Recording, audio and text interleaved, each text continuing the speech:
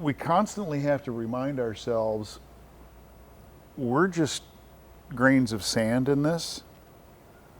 There's lots of help out there. If we keep stepping forward with, okay, this leads to this, to this, to this, keep moving forward, individuals come into our orbit at the exact right time that they're supposed to. I firmly believe God will never let me or anyone else be late for an appointment that He has set. Fire and water me, going down deep, sing, oh, oh, bury me, carry me, oh, oh, far beneath, oh, oh, fire and water me, watching me sing, sing, free, yeah. Oh, sing, free, down to the river.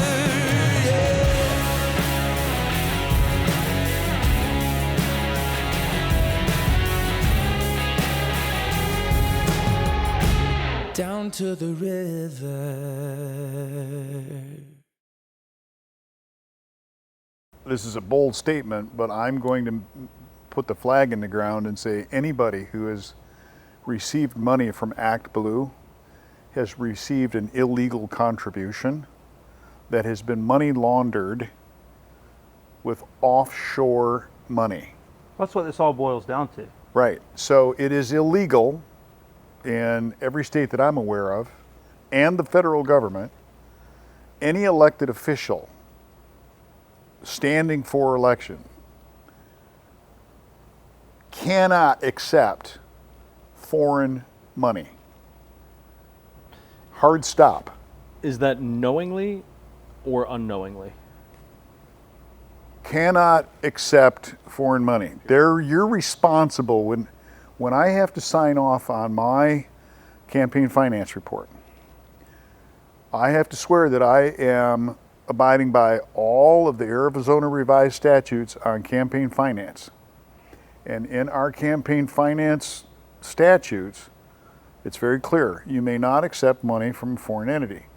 It's my responsibility You know where that money comes from. to know, and it's typically a max contribution. So I'm going to want to look at who are the max contributors, who are the PACs. Is there a PAC who's got a history of fill in the blank? Could be all manner of things that lead into that. Questionable contributions. But that's probably the best way to put it. Right. What are the questionable contributions? Right. And they're typically the big ones. Right.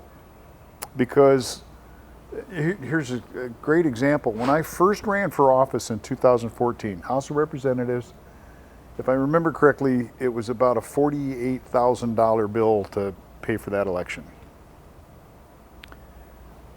The Senate campaign that we just concluded, I believe, was on the order of $165,000. 10 years difference. That doesn't account for inflation. What that accounts for is the struggle for power and seeing to it that you don't necessarily care who gets into office. And we're talking about power brokers now. You don't care who gets into office as long as it's your guy. Because then you pick up the cell phone and it's like, hey, I need you to vote no on this. Or I need you to push this policy or that policy. And that's how it's done. Mark, I'm going to be a little bit of a Debbie Downer, negative Nelly here, right? Okay. I've lost faith in most things except for the cross. I've lost faith in politicians on both sides, the communists and the rhinos. The idea that we have politicians knowingly or unknowingly accepting illegal offshore campaign contributions should be a no-brainer. They're out of office, they're in jail, whatever. But the reality of it is that what we have seen here in our generation is a slap on the wrist if you're a Democrat or jail time if you are a conservative. What does that tell you? Is it reasonable? We're on the same page, man. But is it reasonable to believe that we are going to turn the tide on this when it's elected officials and Congress that really play a big role in fixing the very broken system that they're it's like the idea that these guys are going to pass term limits. It's never going to happen. How do we fix this, and where are we going with this? Give people some hope, man, because I'm listening to this all going, yeah, we're just screwed. Well, Jesus, come back soon, man. Our Lord Yeah. Jesus is bigger than all of them put together. Yeah. I think Shawn put his finger on it right off the bat, and that is if you starve them the fuel, they're not going to win. When I say win, so we got two different kinds of winning in politics. We've got cheating, which isn't winning, and then we've got the popular vote, which, okay, that is winning. Imagine if you have a really crappy policy agenda. Fill in the blank for that Vis-a-vis party. The last 4 years. Okay, got it. And you have a really strong policy agenda that does indeed serve the people. Okay? If you pour enough money into the really crappy agenda guy, he's going to be the one who's going to be advancing the crappy agenda. Sure. But I think we've seen this time and time again in elections. Money doesn't necessarily overcome good policy. Money on the bad side can't overcome good policy. We're starting to see that shift. We are starting, and more so. And I pray that it is accelerating, because I think the American people now, and perhaps the assassination of Charlie Kirk, was a wake-up call to a lot of people.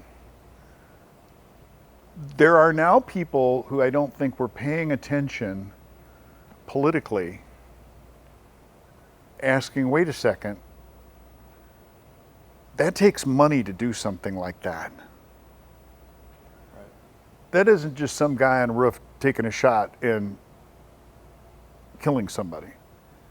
There's infrastructure, there's planning, there's supply. Training. All of that takes money. And then you look at organizations like Antifa. Thank heavens President Trump has finally named them a domestic terrorist organization. Where's that money coming from? Right. So, and most folks would not put Antifa, they would put them in a terrorist column. No, they're a political column. They are a component of the color revolution. That takes money, George Soros. Okay? But George Soros, you know, he's everybody's favorite punching bag.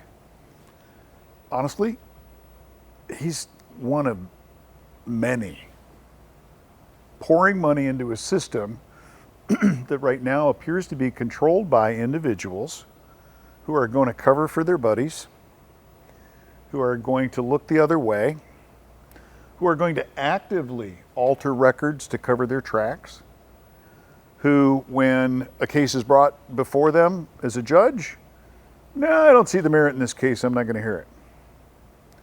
So it allows the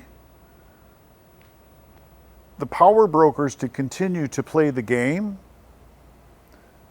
simulating elections.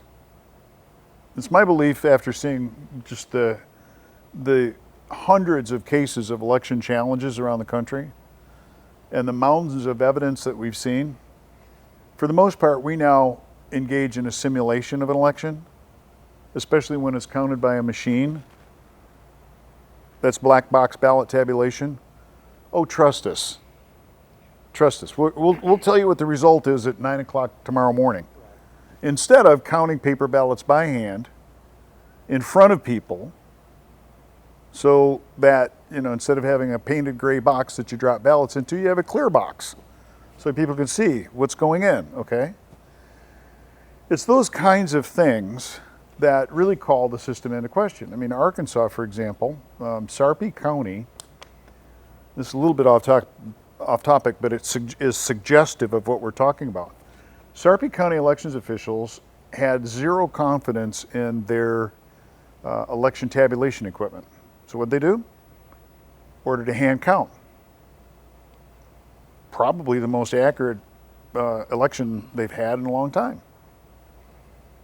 For their diligence in performing their duty, dictated by their oath, they were penalized by the Arkansas legislature, prohibited from participating in elections for 14 years, and passed legislation that prohibits hand counting of paper ballots on election day. In Arkansas? And then for her part, Sarah Huckabee Sanders signs off on the law. So it is now illegal to count an election with paper ballots counted by hand at the precinct level on election day. That doesn't make sense. Now you get where the money thing happens. And we've actually identified directors of elections that have, I have one that has a $330 million mortgage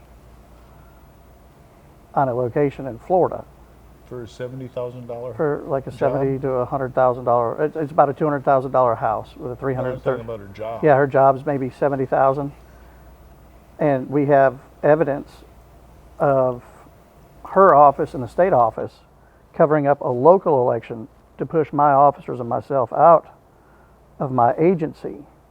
And when we started digging on it, they brought in a political PAC who's tied to the individuals we're talking about with ActBlue, Arabella, Democracy Forward, all of that.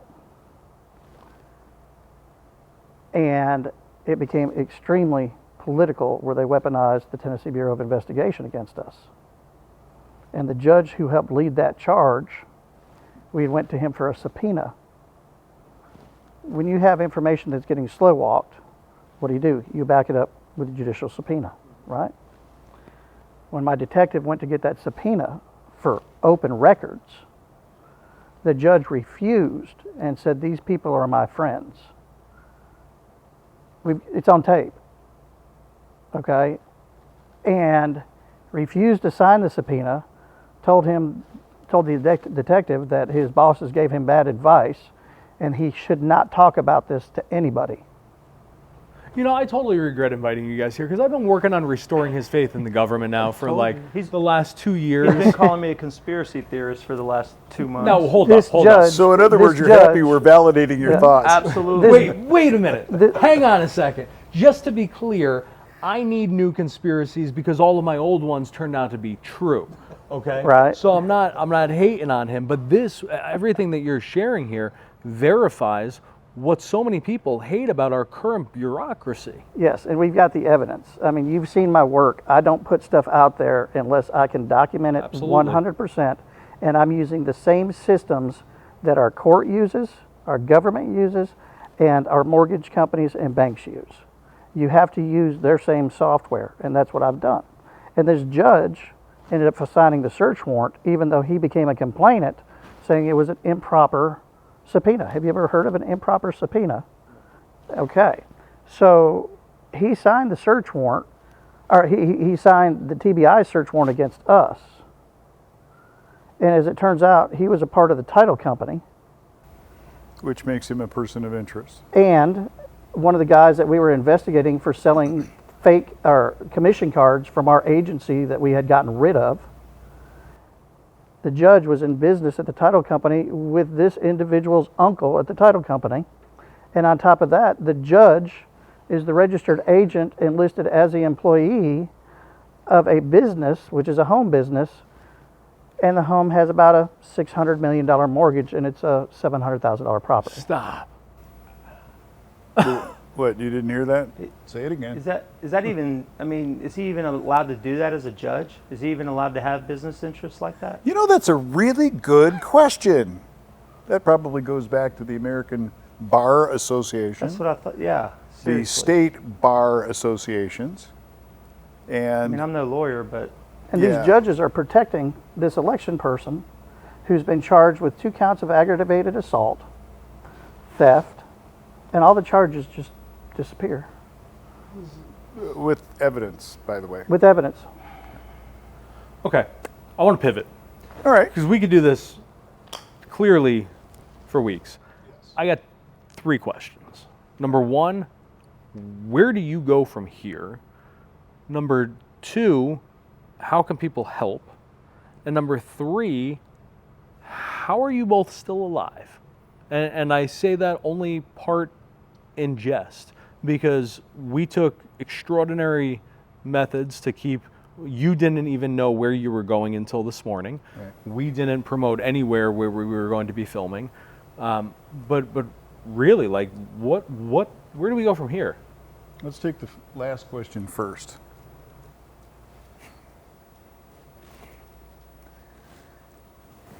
By the grace of God.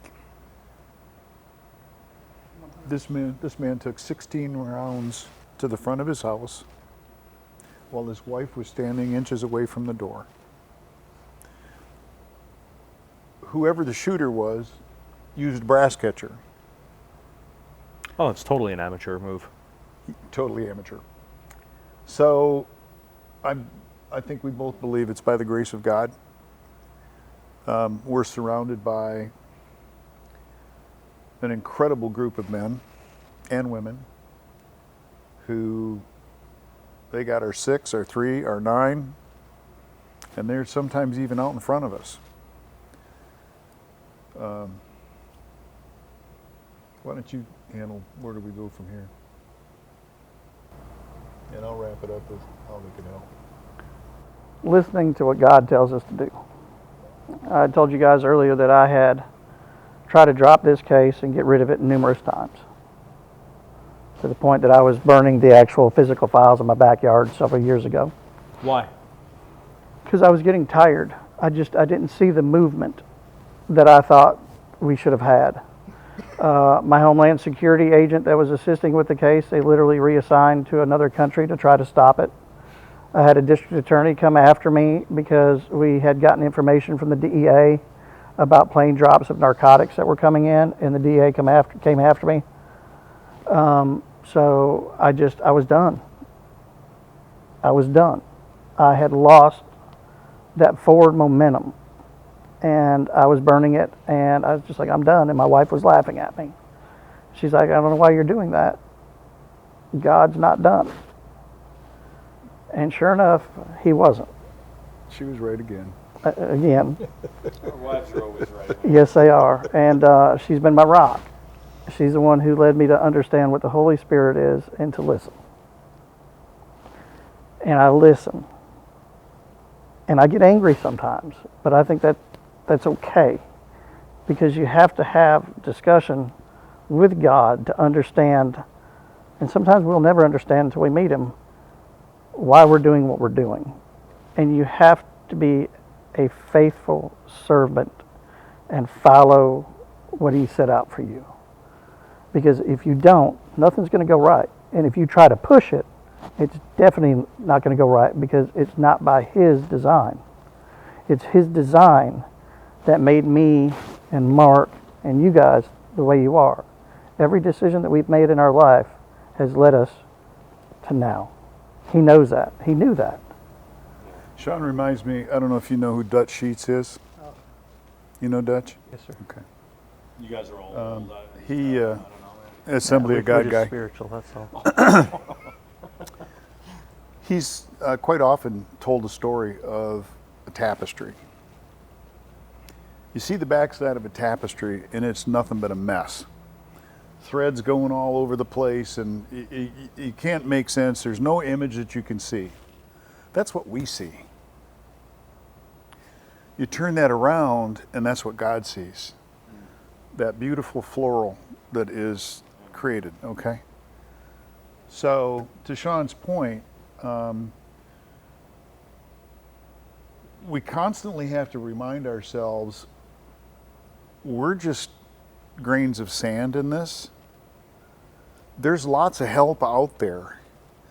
If we keep stepping forward with, okay, this leads to this, to this, to this, keep moving forward, individuals come into our orbit at the exact right time that they're supposed to. I firmly believe God will never let me or anyone else be late for an appointment that he has set. And when we start looking at his providence on how we're a small shop. We're a research and reporting shop. We don't have federal authority. We can't use all the investigative tools. We're just using open intel, open source intel. What is in the public record? That's it. And for his part, Shawn's being accused of doing something that, no, we don't have access to FinCEN. Never have had.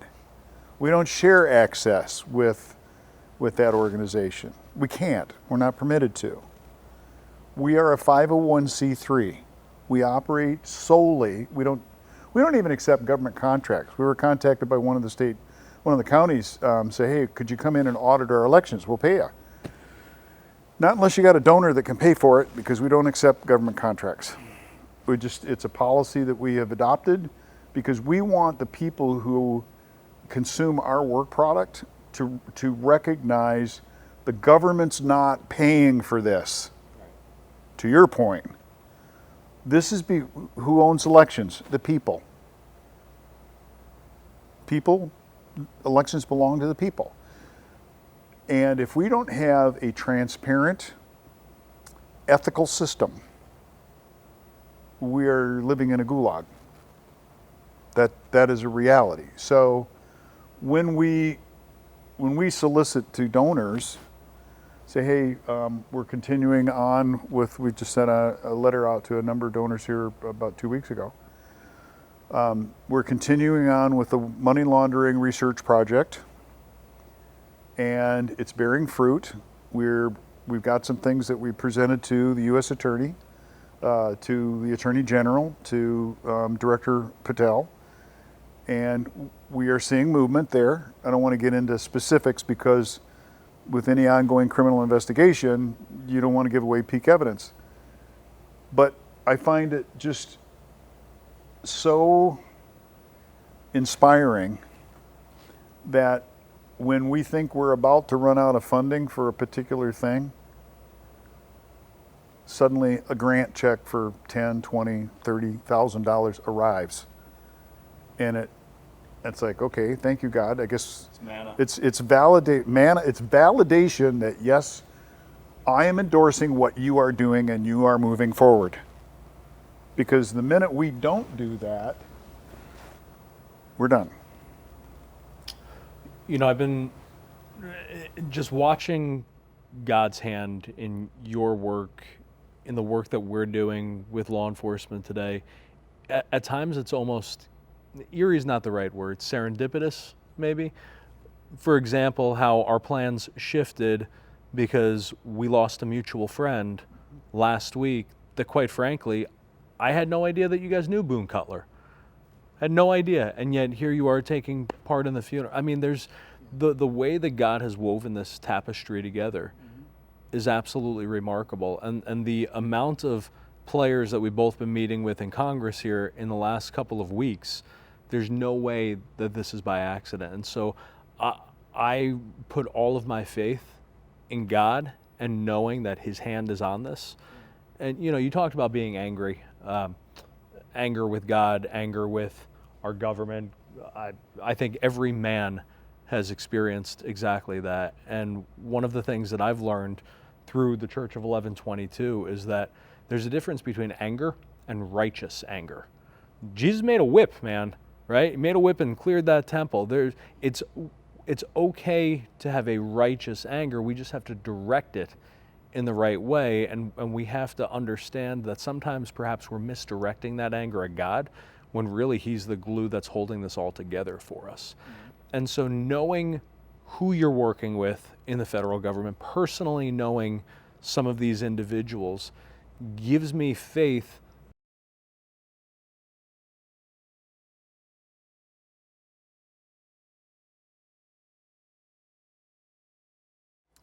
Yeah, I'm glad you framed it that way, because some of the people that we are supporting, we don't work for them, we don't really work with them, but we are providing them information. These are long-standing personal relationships that I've had for 5, 10, 15 years, which brings trustworthiness into the equation. And when we see the bureaucratic roadblocks, particularly in the federal government, you see some low-level bean counter in, I don't know,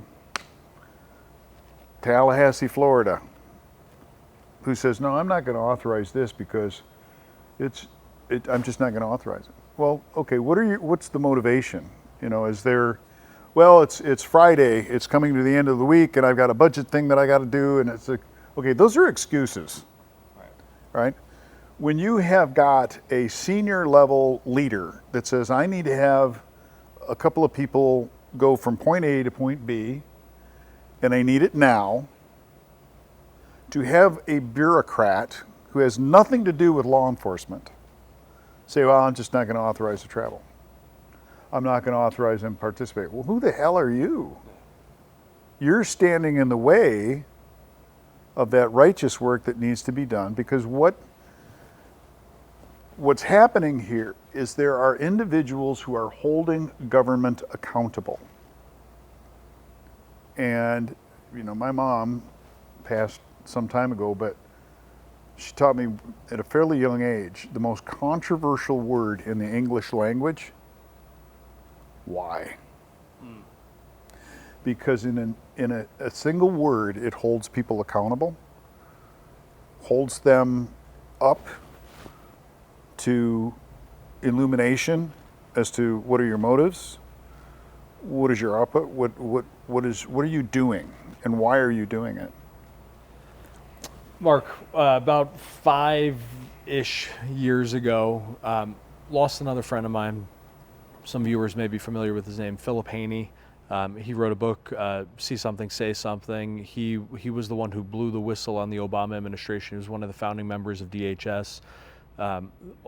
Long story short, the Obama administration made him mass delete this whole database of known Islamic fundamentalist terrorists on domestic soil, on U.S. soil, saying that it was all profiling and everything. Well, he didn't, and he blew the whistle, and he apparently suicided himself, which anyone who was friends with him knew he was a man of deep faith. And so, you know, that whole situation, that whole tragic attack, really kind of started my thought process about mortality, right? Besides the obvious of getting married, having kids and everything, that to me was a wake-up call that sometimes good men do good work and pay a terrible price for it. And his work largely ended there. Now, I'm not trying to sound morbid by any means, right? But especially in the last couple of weeks, we lost Boone, we lost Charlie. It's a reminder about our mortality, and it's a reminder about paying a price for our convictions.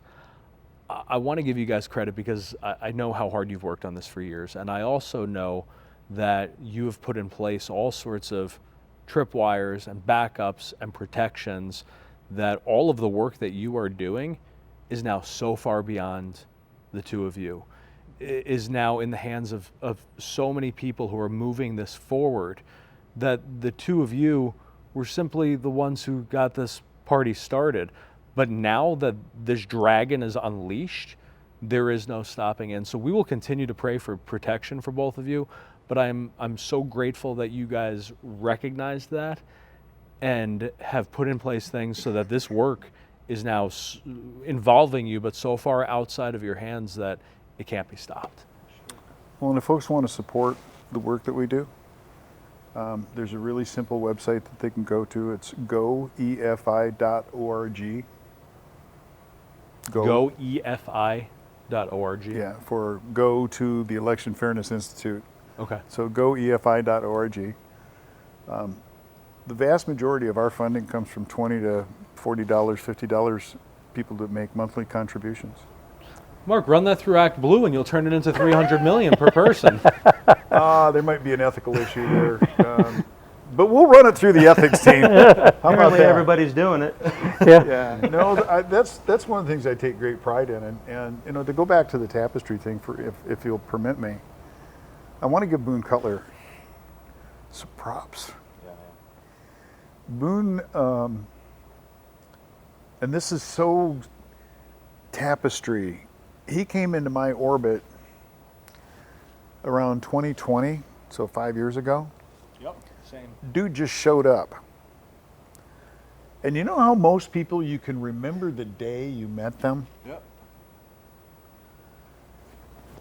He asked me one day, he says, "Do you remember when we met?" I said, "You know, that's kind of a spooky question, because no, I don't." He said, "I'm the guy that handed you a microphone in front of this Phoenix City Council when you were dressing them down about one of their stupid policy moves." And I'm like, "I still cannot place your face." I said, "That's kind of spooky." Well, throughout our association, I asked him a number of times, "So why are you here?" He says, "I told God send me." I think it's because God told me to be here to be your Overwatch. Yep. Then, I think the real reason was revealed. To support this guy.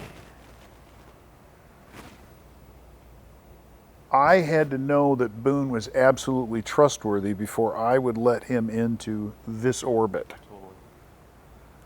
See how this is working? Yeah, so Boone comes in and begins to look at, you know, for the folks that don't know, his specialty is psychological operations. Words. The combination of words, how you fashion, how you present, what's extraneous, what's noise, what's signal, okay? And what he helped us do was get to a place where an 8-hour explanation could be done in 45 minutes. And it would have punch, it would be to the point, and in the particular instance I'm thinking of, in a state you're very familiar with, after a presentation, he celebrated with this guy. It's awesome. Yeah. That's Boone, man. Yeah. Guys, I highly, highly encourage you to go support this incredible mission, because this isn't, I mean, listen, everyone wants your money. Right, and everyone promises what they're going to do. These guys didn't come here asking for a penny, but I think that over the last hour or so, you've seen the necessity of this work. These guys aren't out there flying private jets, man. They're trying to get by, and they're doing it to save our country because they put their faith in the cross. Parting thoughts? Yeah, we started with Ephesians 6. We wrestle not against flesh and blood, but against principalities and powers. And, you know, our pastor talks about the three things that we all battle: the lust of the flesh, lust of the eyes, and pride of life. And I think everything that you guys are fighting, it's the powers that be, all of them are wrestling with that. Whether it's the lust of the flesh, the lust of the eyes, or the pride of the life. And I just want to encourage you. I'm sure it's very easy for you to get discouraged on a day-to-day basis. Keep fighting the good fight. Put on that armor every day. I'm sure you're doing it, but we're praying for you. Know you're not alone in that battle. And if you ever need any prayer support, man, we're here for you. Just pick up the phone and call us. Guys, I'm not suicidal, by the way. we know that. We know. I'll tell you what, though, man. After this, I need a beer.